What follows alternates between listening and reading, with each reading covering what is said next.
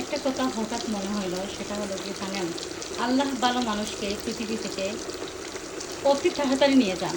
কেননা আল্লাহ চান না ভালো মানুষ এই পৃথিবীতে থাকুক, গুনাহ করুক। কিন্তু আল্লাহ খারাপ মানুষকে অনেকটা ছাড় দেন। কথায় আছে না যে ছাড় দেই কিন্তু ছেড়ে দেই না। মানে কথায় বলে যে আল্লাহ বলেন তুমি কতটুকু করতে পারো, কোথা থেকে কোথায় তুমি যেতে পারো, আমি দেখে নিব। কিন্তু আমি শয়তানকে দুনিয়াতে পাঠাইছি তোমাদের অন্তরে এসে লালসা দেওয়ার জন্য, ধোঁকা দেওয়ার জন্য। তোমরা যদি আমাকে ভয় করো তাহলে আমার দেখানো পথে চলো, আর আমাকে যদি ভয় না করো তাহলে তোমরা শয়তানের ধোঁকায় পড়ে থাকো।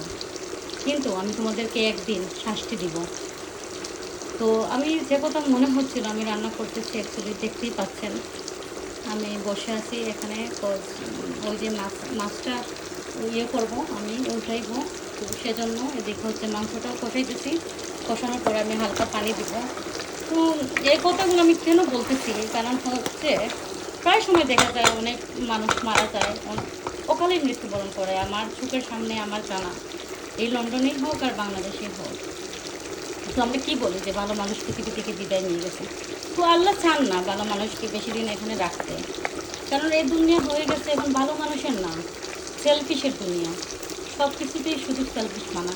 আপনি কতজন ভালো পাবেন? 10 জনে একজন, 20 জনে একজন। তো সেজন্য বলতেছি, আমরা যারা মুসলমান আছি, আমরা যদি বিসমিল্লাহির রহমানির রহিম করে ফজরের নামাজ পড়ে আমরা যদি আল্লাহর নাম নিয়ে দিনটা শুরু করি, তাহলে অবশ্যই আমাদের ভালো কাটবে। আমরা শয়তানের ধোঁকায় পড়বো না। আমাদের আল্লাহ কী জন্য পাঠাইছেন বলেন? আল্লাহর নাম নেওয়ার জন্য।